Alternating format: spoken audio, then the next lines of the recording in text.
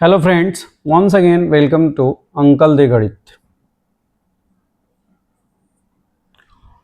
दोस्तों, हमने पिछली बार पढ़ा था प्रेजेंट कॉन्टिन्यूअस टेंस और मैं एक्सेप्शन बता रहा था, तब तक हमारी वीडियो बंद करनी पड़ी कुछ अपने व्यक्तिगत कारणों से, इसलिए मैं एक्सेप्शंस बता नहीं पाया। मैं आपको ये समझा रहा था कि अंग्रेजी एक ऐसा मैजिक है 26 अक्षरों का, जो लिखा कुछ और जाता है, पढ़ा कुछ और जाता है और समझा कुछ और जाता है, और तीनों जब कोऑर्डिनेट होते हैं तब जाकर के एक अच्छी अंग्रेजी बनती है, और उसमें ग्रामर का एक अपना रोल है। सी, हम एक्सेप्शंस में कुछ वर्ड्स लिखे हुए हैं, मैंने और भी बहुत सारे वर्ड्स हैं। अब किसी दिन मैं बोर्ड पर लिख करके और इसका मैं एक स्क्रीनशॉट डाल दूंगा, आप लोग नोट कर लीजिएगा। कुछ वर्ड्स हैं, इनको हम देखते हैं और समझने की कोशिश करते हैं। हमने लिखा है see, hear, smell, notice, recognise, taste, appear, seem, look, love, hate, like, dislike, hope, doubt, admit, accept, refuse, admit, desire, suppose, mean, think, know, trust and so on। और भी बहुत सारे ऐसे वर्ड्स हैं। बेसिकली ये वर्ड्स जब भी आपको सेंटेंस में मिलेंगे तो ये हमेशा और हमेशा प्रेजेंट, या आप प्रेजेंट में ना कहें, आप ये कहें कि ये सिंपल टेंस में ही मिलेंगे आपको। किस में मिलेंगे? सिंपल टेंस में मिलेंगे। कॉन्टिन्यूअस टेंस में इनका कोई यूज नहीं होता है। लेकिन जब आप अपने यूज करने के लिए जाएंगे तो आपको लगेगा कि नहीं, ये गलत है, हमें इसको कॉन्टिन्यूअस टेंस में यूज करना चाहिए। मैं इसको मैं मिटा रहा हूं, मैं उम्मीद करता हूं कि आप लोग नोट कर लिया होगा, नहीं तो वीडियो को दोबारा देखिए और नोट करिएगा। मैं एक एग्जांपल लेता हूं और एग्जांपल से समझाने की कोशिश करता हूं कि क्या है एक्चुअली ये।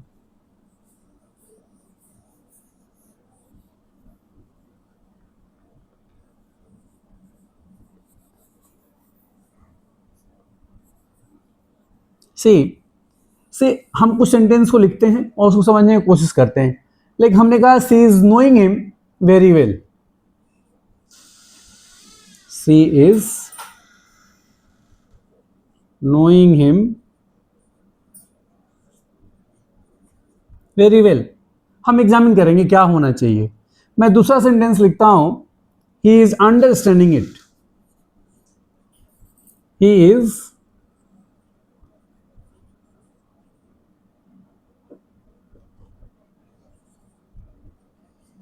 Understanding it. Now third sentence में लेता हूं, I feel that you are right.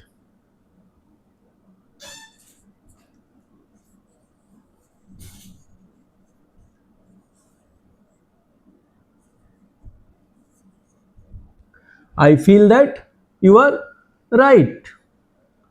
And एक फोर्थ सेंटेंस और लेता हूं मैं, she is owning a scooter.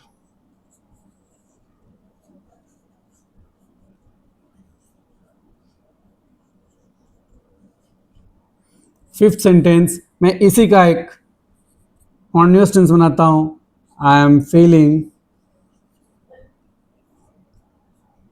That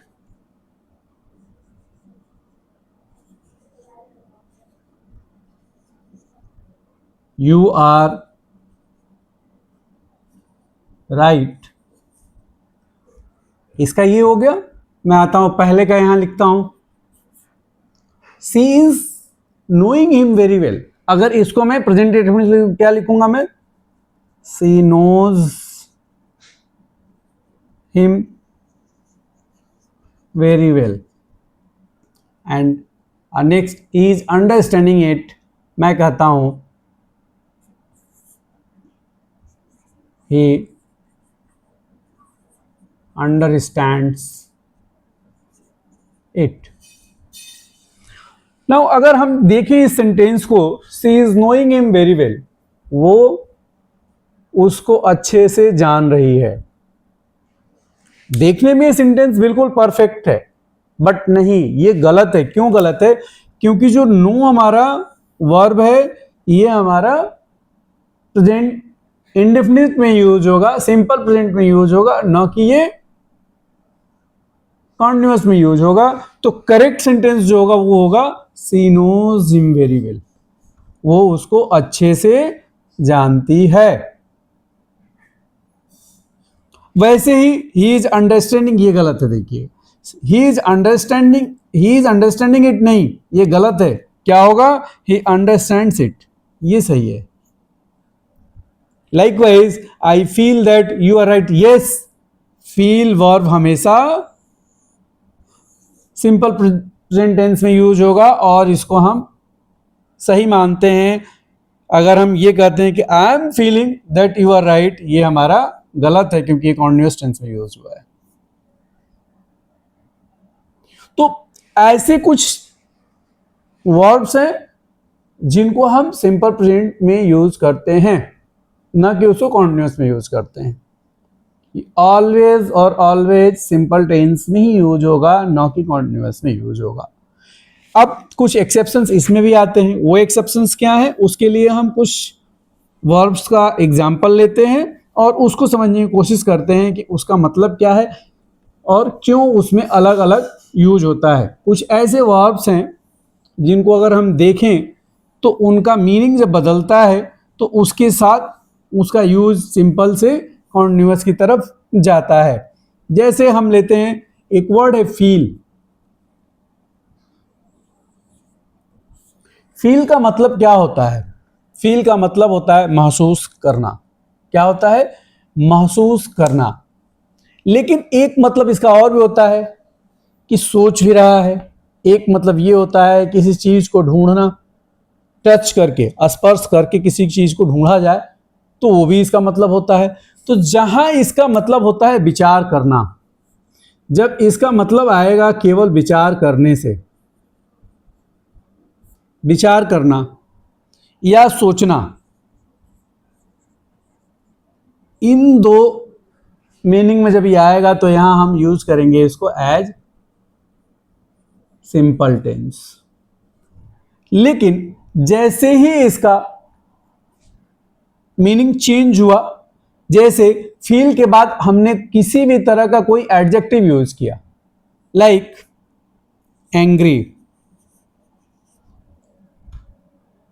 tense, tense मतलब चिंतित होना, रिलैक्स्ड, आई फील रिलैक्स्ड बोलते हैं ना लोग, नहीं आई फील रिलैक्स्ड गलत है। यहां पर आई हम दोनों को यूज कर सकते हैं, आई फील रिलैक्स भी बोल सकते हैं, आई एम फीलिंग रिलैक्स भी बोल सकते हैं। जब आई फील बोलेंगे तो रिलैक्स का फर्स्ट फॉर्म यूज होगा, एंड अगर आई एम फीलिंग बोलेंगे तो हम थर्ड फॉर्म यूज करेंगे रिलैक्स्ड का। रिलैक्स का रिलैक्स्ड हो जाएगा, आई am feeling relaxed and I feel relax. तो एक्चुअली जब ऐसे वर्ड्स यूज होते हैं उसके बाद कोई ऐसा एडजेक्टिव यूज होता हो जिसकी वजह से इसकी मीनिंग बदल जाती है और किसी की फिजिकल एक्टिविटी का, फिजिकल आप ये कहिए कि उसकी मनोस्थिति का बोध होता है, तो वहां पर हम दोनों में यूज करते हैं। इसको सिंपल में भी यूज करेंगे और कॉन्टिन्यूअस में भी यूज करेंगे। ठीक है, अब हम आते हैं फील का एक प्रयोग होता है स्पर्श करके जांच करना। जब जांच करने की बात आएगी, फील का मीनिंग कैसे, the doctor is feeling his pulse. क्या कहा मैंने sentence? The doctor is feeling his pulse. यहां पर डॉक्टर क्या है, यहां फील का मतलब यह है कि वो हाथ के नब्ज को पकड़ करके और पल्स को जानने की कोशिश कर रहा है। मतलब स्पर्श करके किसी चीज को महसूस करने का जब मीनिंग आता है तो वहां फील का यूज हमारा कॉन्टिन्यूअस टेंस में होता है। समझ में आ रही बात? तो ऐसे जब मीनिंग बदलती है तो उसके साथ हमारा टेंस का यूज बदलता है। मैं एक और एग्जांपल लेता हूं फील के साथ, सी का। सी की दो मीनिंग होती है, एक तो होता है देखना और इस मीनिंग के साथ कभी भी सेंटेंस में अगर ये मीनिंग है तो हमेशा ये सिंपल टेंस में ही यूज होगा। Always it is used in simple tense. But see का मतलब अगर अपीयरिंग बिफोर द पर्सन और बाय अपॉइंटमेंट की अगर बात आती है तो उस केस में क्या होता है, मीट बाय अपॉइंटमेंट, तो यहां पर कॉन्टिन्यूअस का यूज होता है, कॉन्टिन्यूअस टेंस का यूज होता है। समझ में आ रही बात? आगे बढ़े, चलिए। एक वर्ड है हियर। हियर मतलब सुनना। हियर का मतलब एक तो होता है सुनना। अगर सुनने के अर्थ में कहीं भी आता है तो ये हमेशा सिंपल टेंस में ही रहेगा। हमेशा क्या रहेगा? सिंपल टेंस में ही यूज होगा। लेकिन अगर यही सुनवाई करने के अर्थ में आता है, क्या होता है? सुनवाई करना के अर्थ में आता है, like the court is hearing his case tomorrow और टुडे, तो उस केस में ये कॉन्टिन्यूअस में यूज होता है। अगर मीनिंग बदल गया तो उस केस में इसका टेंस बदल जाता है। अब हम आते हैं नेक्स्ट पर।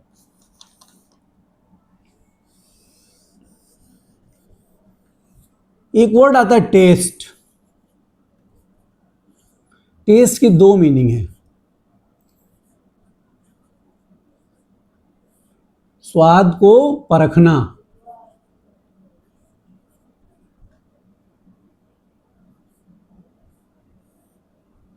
और स्वाद देना। जैसे किसी ने कहा अगर कि द टी टेस्ट गुड, चाय का स्वाद अच्छा है, और अगर हम ये कहें कि ही टेस्ट टी, तो वो चाय का स्वाद लेता है, नहीं, ये गलत है। जब यहां इस फॉर्म में इसका आएगा, यहां तो ठीक है, the taste tea taste good, यहां क्या है, यहां स्वाद को ये दे रहा है, तो इसलिए यहां पर ये सिंपल प्रेजेंट में आया। लेकिन जैसे ही कोई टेस्ट करता है, इसको परखता है इसको, तो वहां ये कॉन्टिन्यूअस में यूज होगा, like he is testing the T. समझ में आ रही बात? वैसे ही एक सेंटेंस आता है, एक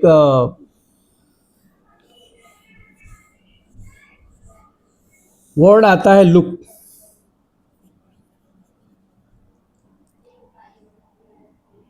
लुक के साथ क्या है कि लुक का मतलब होता है देखना। जब भी इस मीनिंग में आएगा, देखने के मीनिंग में, तो हमेशा ये सिंपल टेंस में यूज होगा। लेकिन जैसे ही इसके साथ दूसरा वर्ड कोई जुड़ जाता है, like look into, look for, look after, look in, ऐसे जब बन जाते हैं तो यहां पर ये हमेशा कॉन्टिन्यूअस में यूज होता है, कॉन्टिन्यूअस टेंस में यूज होता है। लाइकवाइज और भी बहुत सारे वर्ड्स हैं जिनको हम ये देख सकते हैं कि उनका मीनिंग यूज के हिसाब से बदलता है, या हम ये कहें कि उनकी मीनिंग के हिसाब से उनका यूज बदलता है, और उनके कोर मीनिंग में हम हमेशा सिंपल टेंस में यूज करते हैं उनको, और जैसे ही मीनिंग बदलता है वैसे ही उनका प्रयोग हम कॉन्टिन्यूअस में यूज करते हैं। चलें आगे बढ़ें। अब और भी बहुत सारे वर्ड्स हैं ऐसे, मैं एक बार इसकी सीरीज लिख करके और आपको दे दूंगा, उसको आप लोग नोट करिएगा और पढ़ने की कोशिश करिए, समझने की कोशिश करिए। ये सारे वर्ड्स इसी तरह से एडिटिंग ओमिशन जो होता है, करेक्ट सेंटेंसेस जो होते हैं, उसमें आता है, और इन्हीं चीज़ों में फंसाया जाता है। एग्जामिनर बहुत ही ट्रिकी होता है और ऐसे ही फंसाता है। तो बेसिक चीज़ें जानने की जरूरत है। मैं शुरू से कह रहा हूँ, मैं मैथमेटिक्स पढ़ाता हूँ तब भी आप लोगों को कहता हूँ कि बेसिक चीज़ को पढ़िए, और अभी भी कह रहा हूँ कि बेसिक चीज़ को ही पढ़ना है हमें। अब चलते हैं हम नेक्स्ट टेंस पर, प्रेजेंट परफेक्ट टेंस पर।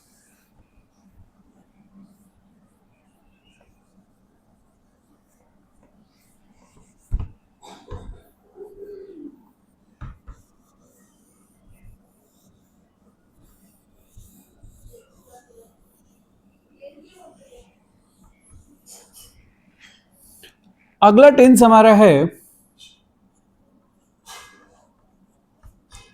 Present perfect tense.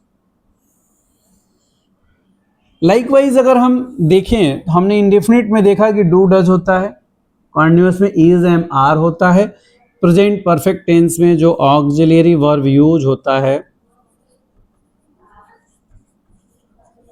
वो होता है has and have, has and have. अब हम टेबल बनाते हैं और स्टेट वेज को लिखते हैं। पहले इसकी हम बॉडी बता दें क्या होता है। इसकी बॉडी होती है सब्जेक्ट प्लस हैज या हैव अकॉर्डिंग टू सब्जेक्ट। वो मैं यहाँ बताऊंगा आपकी टेबल बना करके क्या होगा ये एक्चुअली, प्लस मेन वर्ब का थर्ड फॉर्म। मेन वर्ब का थर्ड फॉर्म, वर्ब के मेन 3 फॉर्म होते हैं, present, past and past participle. 3 form होते हैं। कुछ ऐसे वर्ब्स होते हैं जिनका तीनों फॉर्म में एक ही स्पेलिंग रह जाता है, लाइक रन रन रन। कुछ में होता है कि प्रेजेंट फॉर्म में अलग होता है, पास्ट में अलग होता है, पास्ट पार्टिसिपल में अलग होता है। कुछ में प्रेजेंट में अलग होता है, पास्ट एंड पास्ट पार्टिसिपल में सेम रहता है। वो एक सीरीज है, कहिएगा तो कुछ का मैं इसमें आपको फोटोग्राफ डाल दूंगा, लेकिन बुक्स में अवेलेबल्स हैं, आप इनको पढ़िए। तो सब्जेक्ट प्लस हैज है प्लस मेन वर्ब का third form and plus object. अब हम अफर्मेटिव सेंटेंस का एक फॉर्मेशन देखते हैं अपने टेबल फॉर्म में, जैसे हम लोग बनाते हैं वैसे। First person, second person and third person. और हम क्या करते हैं इसमें, singular number and plural number. ठीक है, ऐसे हम लोग टेबल बनाते हैं। ये इजी होता है समझने के लिए। देखिए फर्स्ट पर्सन में हमने क्या कहा अभी तक, अब तो याद हो गया होगा, I, plural number is we. Second person, singular number is you, plural number is also you. Third person, he, she, it or any kind of name is a third person singular number and plural number is they. Now first person singular number के साथ have का use होता है। क्या होता है, have का use होता है। सेम वे प्लूरल नंबर में भी have का यूज होता है। सेकेंड पर्सन में दोनों में ही have का यूज होता है।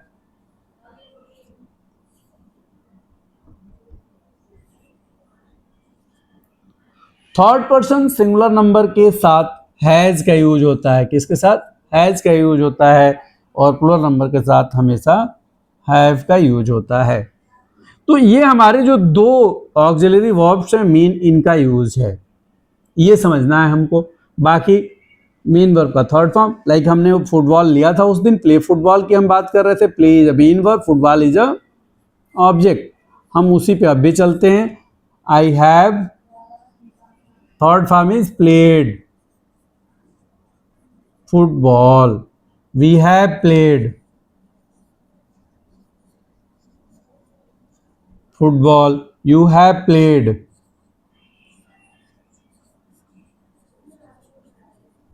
you have again played,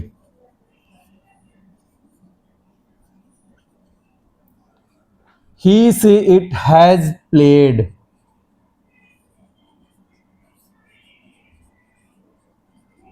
and they have played.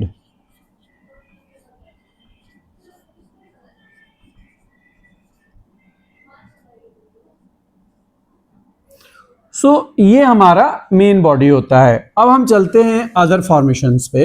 जैसे हम लोग पढ़ते रहे हैं अभी तक कि हम नेगेटिव सेंटेंस में क्या करेंगे और इंटेरोगेटिव सेंटेंस में क्या करेंगे। लाइकवाइज अदर टेंसेस, इसमें भी सेम चीज़ है। जब हम नेगेटिव सेंटेंस की बात करते हैं, अभी तो हमने अफर्मेटिव पढ़ा, अब हम लोग नेगेटिव पढ़ेंगे। नेगेटिव सेंटेंस की जब बॉडी की हम बात करते हैं तो इसमें हो जाता है subject plus has, have plus not.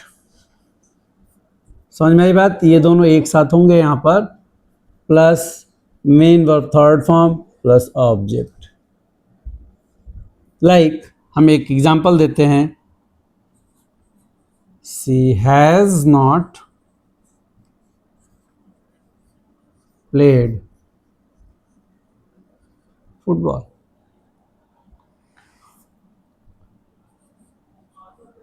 You have not red. देखिए रीड लिखा हमने लेकिन पढ़ा रेड। मैं वही कह रहा हूं, लिखते कुछ और हैं पढ़ते कुछ और हैं। रीड का तीनों form, present form, past form, past participle, read read read ही रहता है, लेकिन जब हम इसको पढ़ते हैं सेंटेंस में तो रीड रेड रेड पढ़ते हैं, रीड रेड रेड पढ़ते हैं। इससे क्लियर होता है कि ये सेंटेंस में जो यूज हुआ है वो थर्ड फॉर्म यूज हुआ है या सेकेंड फॉर्म यूज हुआ है। समझ में आई बात? तो you have not read the story. तो has not, have not, third form of main verb and object. समझ में आई बात? आगे बढ़े, चलिए नेक्स्ट अगर हम देखते हैं तो अपना क्या है, इंटरोगेटिव सेंटेंस। इंटरोगेटिव सेंटेंस में हमने कहा कि दो तरह के होते हैं, एक येस और नो आंसर वाले होते हैं और एक WH वाले होते हैं। तो जब नो, येस और नो आंसर वाला होगा तो उस केस में क्या होगा, देखिए जब येस और नो आंसर वाले क्वेश्चंस होंगे तो उस केस में हैज हैव यहां से उठेगा और यहां चला आएगा। मेन बॉडी क्या हो जाएगी, हैज और have plus subject plus main verb third form plus object and question mark. जब WH वाले होंगे तब क्या होगा, WH words plus has have plus subject plus main verb third form plus object. समझ में आ रही बात? जब इंटरोगेटिव निगेटिव की हम बात करते हैं तो again not stands after where, after subject only. जब इंटरोगेटिव निगेटिव की बात करेंगे तो नॉट हमारा सब्जेक्ट के बाद लगेगा। ठीक है, चलें आगे बढ़ें। चलिए अब हम ये समझने की कोशिश करते हैं कि ये यूज कहां होता है और कैसे हम समझेंगे कि कोई सेंटेंस हमारा प्रेजेंट परफेक्ट टेंस है। प्रेजेंट परफेक्ट टेंस की ब्यूटी ये है कि प्रेजेंट परफेक्ट टेंस में हम इसको जो कार्य पूरा हो चुका होता है उसके लिए यूज करते हैं, जो कार्य पास्ट में पूरा हुआ है लेकिन उसका प्रभाव अभी भी जारी है उसके लिए भी यूज करते हैं, कोई ऐसा काम है जो पास्ट में शुरू हुआ और पूरा भी हो गया लेकिन अभी भी उससे छुटकारा नहीं मिला, उसका प्रभाव जारी है, उसके लिए भी हम करते हैं।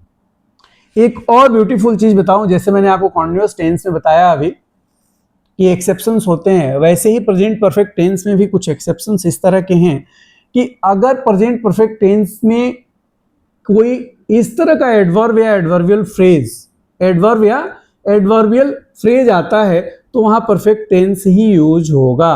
वो वर्ड आते ही समझ जाइए कि यहां प्रेजेंट परफेक्ट टेंस है। लाइक हम कहते हैं एडवर्ब क्या यूज हो सकता है, तो देखिए एवर, नेवर, ऑलवेज,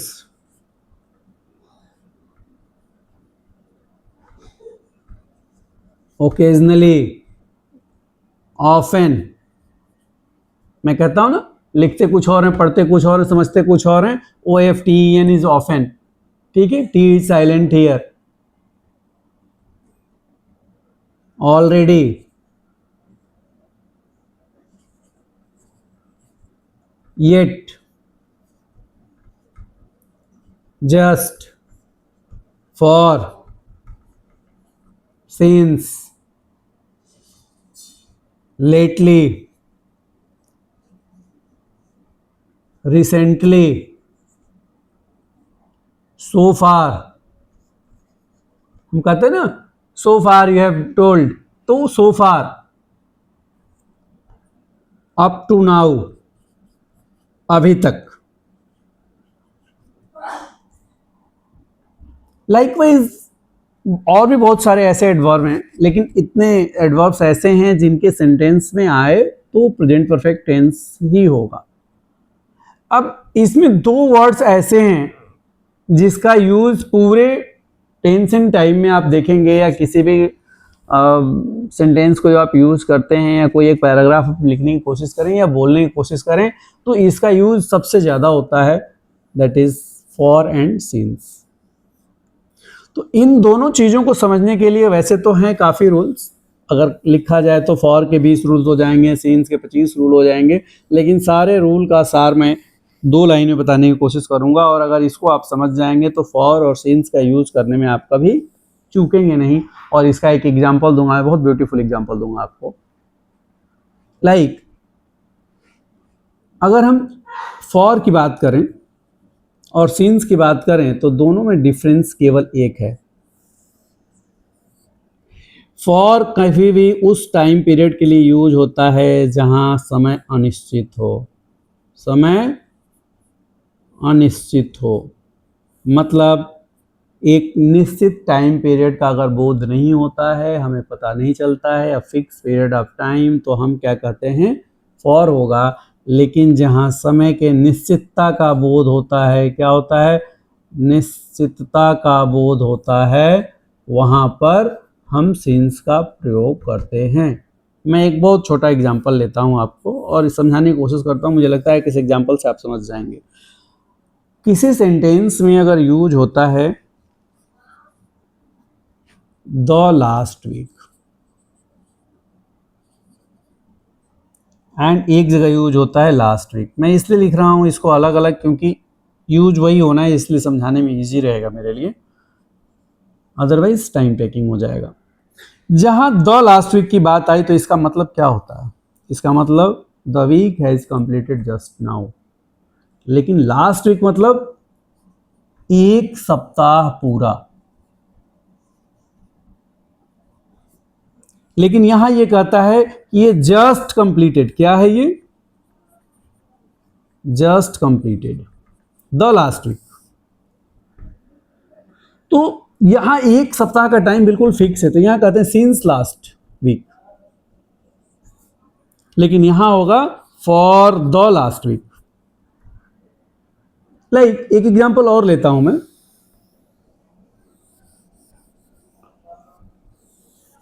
हम ये कहते हैं फॉर लास्ट, फॉर 7 डेज, क्या कहा हमने, फॉर 7 डेज, लेकिन अगर यहां आता है तो सिंस लास्ट 7 डेज हो जाएगा।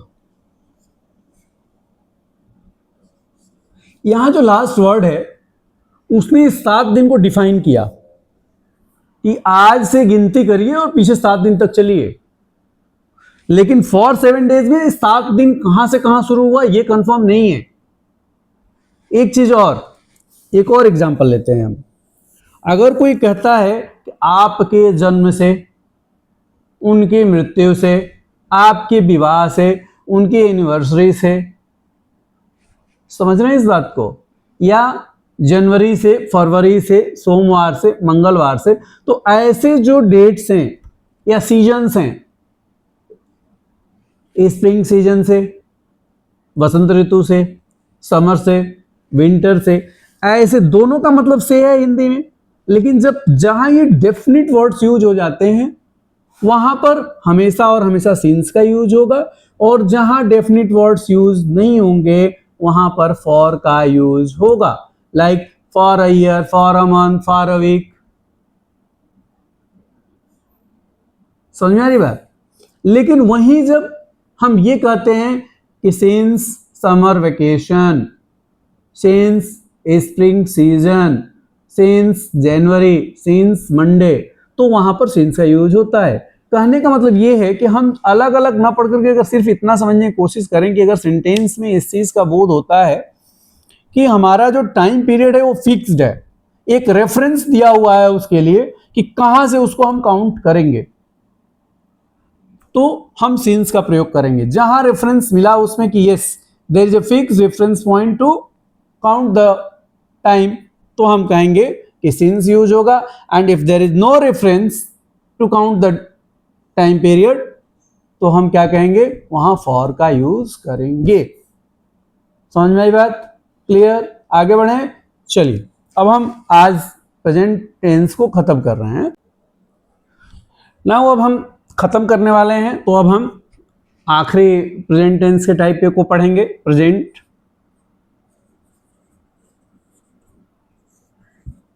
Perfect,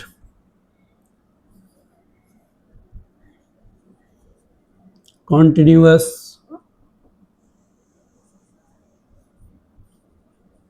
tense.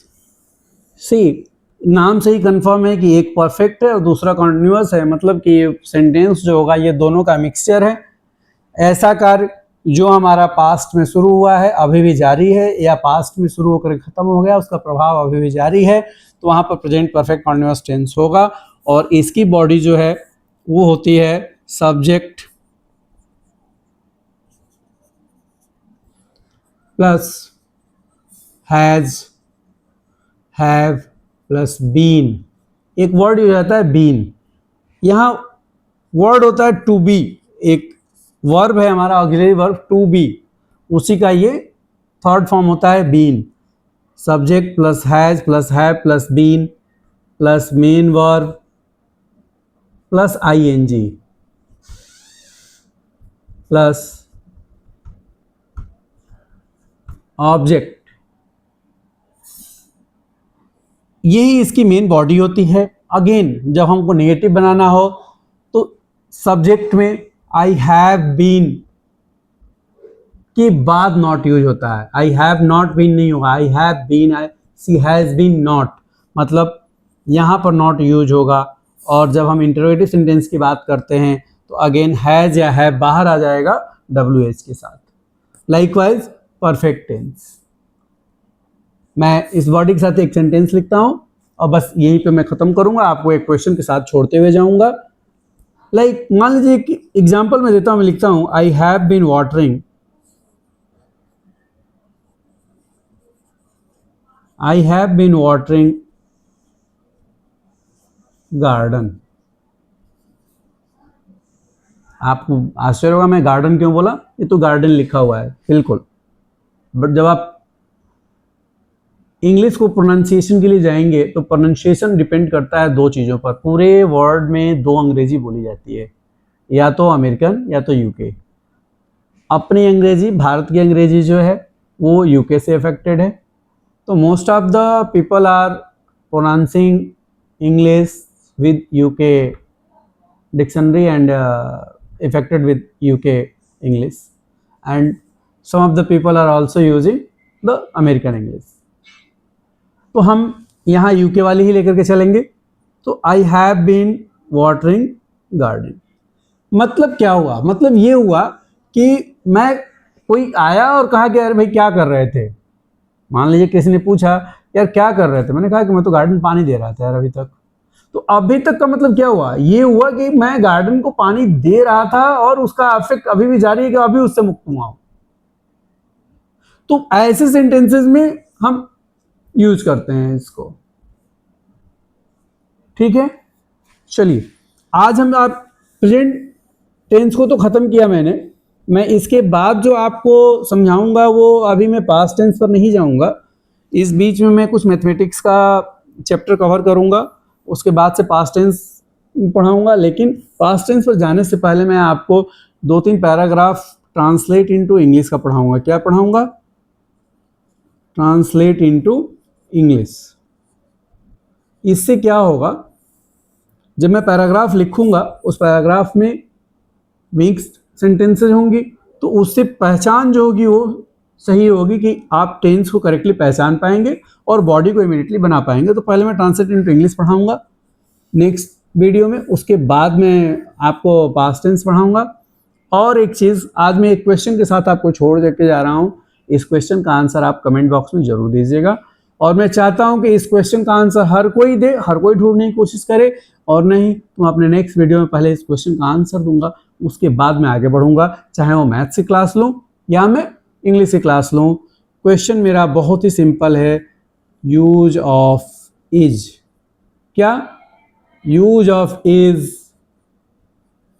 With I. Find out the answer. मैं डेफिनेटली, जो भी मेरा फॉलोअर इसका आंसर देगा उसको अपने वीडियो में मैं नाम लेकर के बताऊंगा और उसको बधाई दूंगा। Thank you very much.